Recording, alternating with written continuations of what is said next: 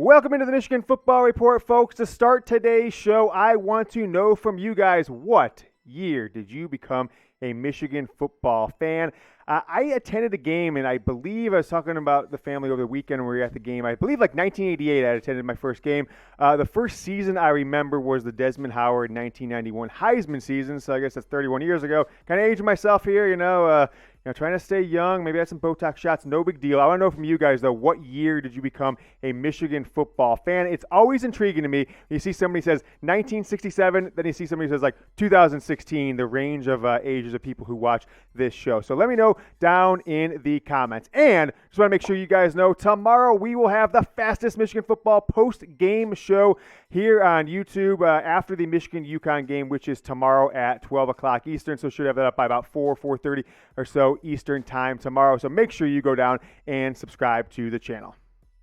Today's Michigan Football Report is sponsored by Mint Mobile. Nationwide high-speed wireless plans starting as low as $15 a month. Go to mintmobile.com/chatsports to get hooked up with that deal. I'll tell you more about Mint Mobile later on in today's Michigan Football Report. But we have a lot of things to talk about. I had a bunch of great questions from our mailbag call on Wednesday, so here are some of the best questions that came out of that we didn't get to on Wednesday. How about my guy Murs, right? Really good follow on Twitter, @mymanmurs. He says, do you think Notre Dame commitments such as CJ Carr will reconsider Michigan and other schools now that they see Marcus Freeman is more fraudulent than Jordan Belfort's penny stocks?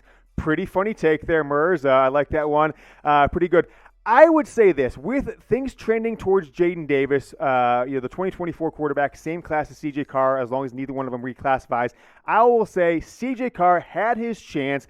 And I don't think Michigan should be interested because you don't want to, muddy the waters with Jadyn Davis. Hey, Jadyn, you're our guy. You're the only 24 quarterback we've got a committable offer out to. We're not even talking to any 23 quarterbacks at this point. Maybe unless Dante Moore just at the last minute said, hey, I don't want to go to Oregon anymore. I want to come to Michigan. Maybe they'd reconsider him. But if not, 2023 class, 2024 class, Jadyn Davis is Michigan's guy, and they're going to pursue him as strongly as they can until they get a commitment for him or signing day happens. And I don't think they want to muddy those waters. 2022 didn't have really, Dangle and Orji, but not highly rated prospects. So Jadyn Davis has a potential selling point from Michigan to come in and really start potentially as a true freshman. If JJ starts in 22, 23, he'll be a true freshman in 24 unless he reclassifies. So I would say I don't think Michigan should give CJ Carr another chance unless he was willing to come in as kind of like the second quarterback to a guy like Jadyn Davis. But how about this photo? Is with that my man Murs question. One of those, it's like, it's a meme, but is this from something or I can't remember. I don't know. You always see it on the internet. Large buyout incoming, Marcus Freeman, Scott Frost, right? Scott Frost just got $15 million, funny enough, which was his buyout. If Nebraska waited till October 1st, it would have only been $7.5 million. I'm sure they negotiated, say, hey, Scott, let's just get this over with 2-3 weeks early. We're not going to pay that whole $7.5 extra, but we'll just sign this deal. We'll put that aside. We'll pay an extra $2 million on top of the $7.5 that we would only have to pay if we waited till October 1st. Would be really interesting if a guy like Marcus Freeman or Brian Kelly, his predecessor, who's moved on to LSU, both those guys off to pretty rough starts. If either one of them were to, go something like 4-8 or something like that this season, and then get fired after 1 year, the crazy buyout their respective schools would have to have. So Nebraska and maybe Notre Dame looking at big buyouts for their head coaches.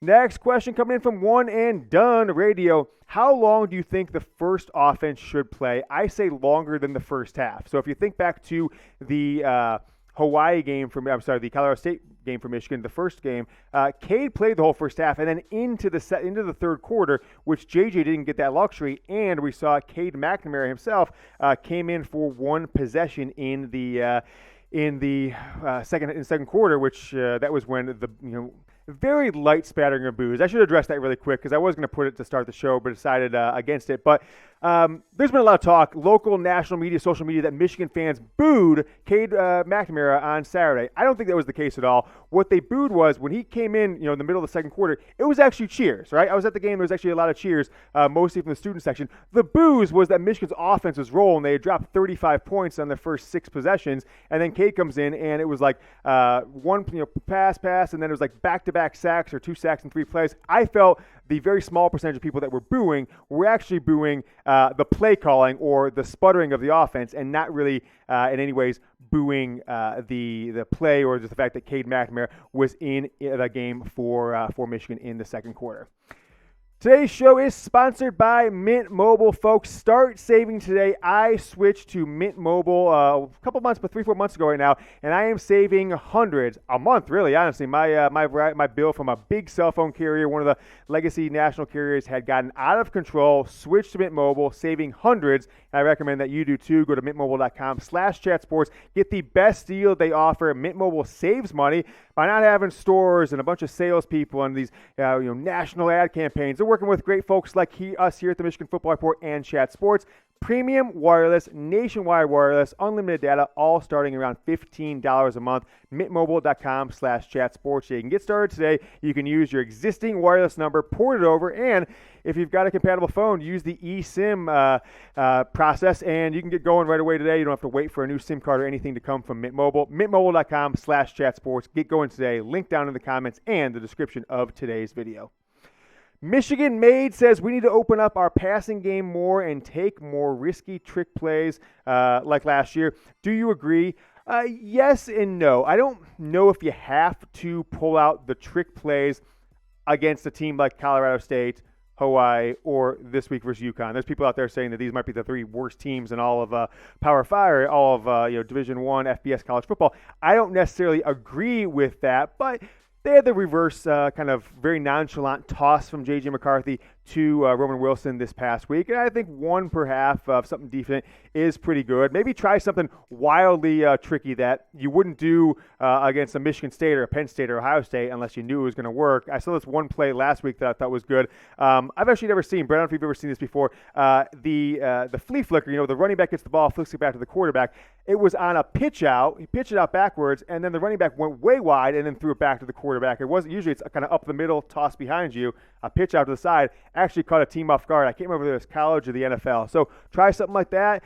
Michigan was doing flea flickers. I did like 9 or 10 of them last year where Hassan Haskins tossed it back to Cade McNamara. Maybe try something like that. But your best plays, keep those for when you absolutely need a play, when the momentum is about to tilt your way or you need to make a comeback. That's when you use the plays against a Michigan State or Penn State, Iowa on the road. I don't know if you should waste them all against UConn, but I do think you need to give JJ McCarthy more time into the third quarter and more passes, right? 10, 11, 12 passes a game is just not putting him in the right position to, being a spot where he's got to throw 30 times later on in the year to win a game.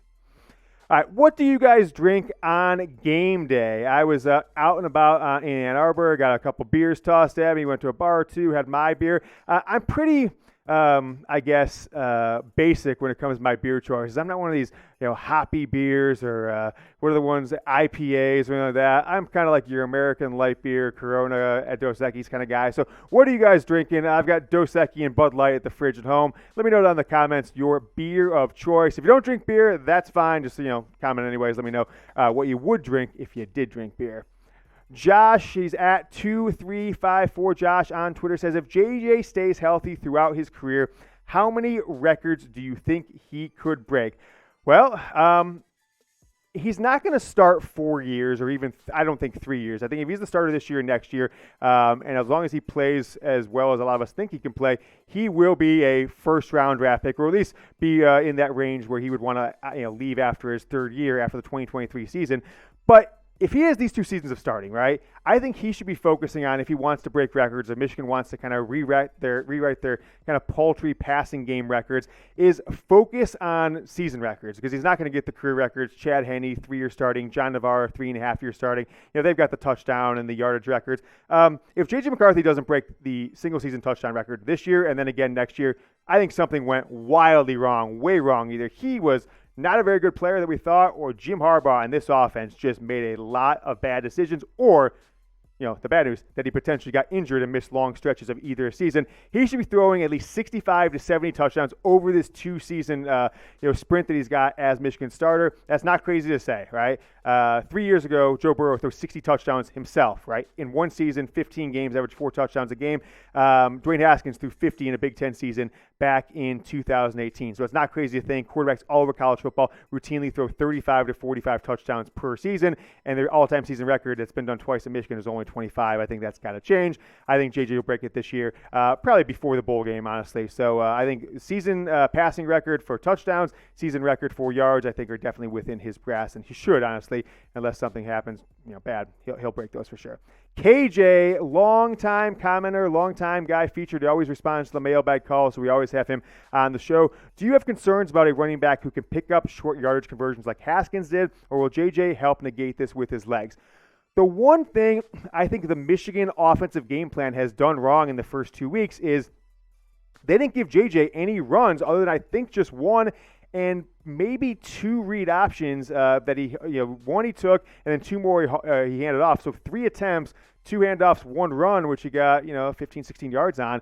But that's a weapon that Michigan hasn't exploited, and I don't know if it's the right call on 4th and 1 or 3rd and 2 or something like that. That's a Josh Gass move to have your quarterback in shotgun on 4th and 1, because why are you going to run 16 feet to get 2 feet? That never made any sense to me.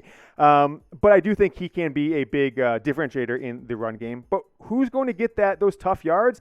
Donovan Edwards is hurt. I don't expect him to play tomorrow. Blake Corum is a small guy and has run through the middle, but I don't know if we've ever seen Blake Corum in his Michigan career. Now this is 3 games now, tomorrow into his 3rd year. I don't think we've ever seen Michigan give him the ball on 3rd and 3 with the expectation that he runs up the middle to get it. So I think that's a big question. Stokes certainly will get opportunities here. Alex Orji, there has been a lot of talk that he is not just getting the ball out of the wildcat as the quarterback and running, that he's actually in certain situations lined up as a running back behind JJ McCarthy for a short yardage style. So I don't know. I think Michigan will try a bunch of different things, and they have to get in that situation. Probably it won't matter against UConn, but maybe it won't matter until Penn State on October 15th. So keep an eye out for what they do there. And if we hear anything in practice, we will let you guys know as always.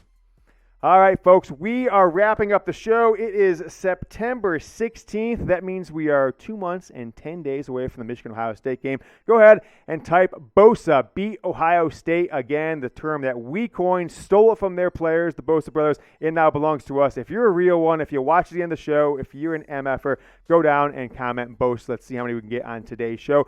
We'll be back post-game Michigan football report tomorrow, so make sure you stick with us and subscribe. Go Blue.